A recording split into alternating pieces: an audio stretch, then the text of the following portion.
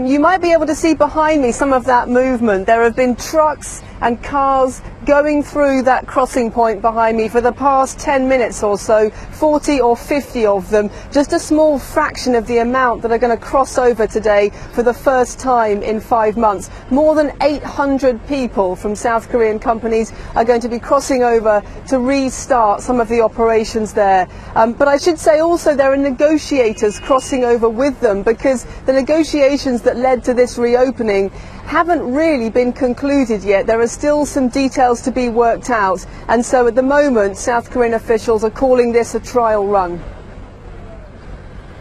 That's right. As you say, it simply is a trial, and it took several sets of talks between the two sides to reach to this day. But is there a sense that it's still on shaky ground, the permanent reopening of the complex?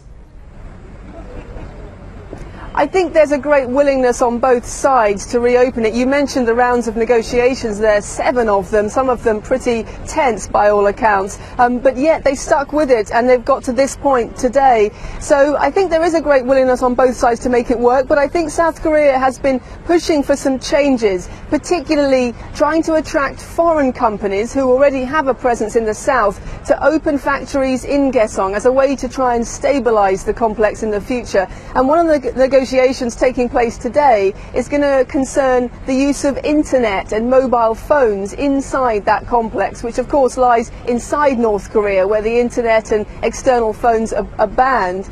It's going to try and work out a deal whereby they can be used inside the complex, and that's seen as a way of trying to attract more foreign investment.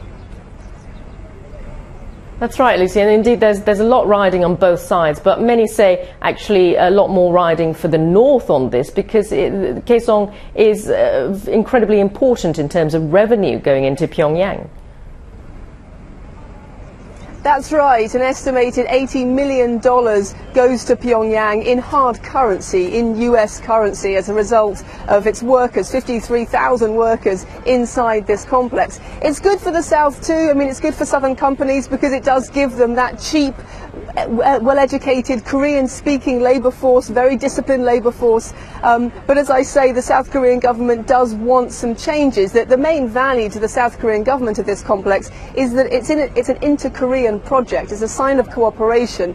It's a link between the two, the only real remaining link between the two Koreas. So it's important for that reason for the South Korean government, and I think they've been very keen to try and ensure that no suspension of this kind ever happens again.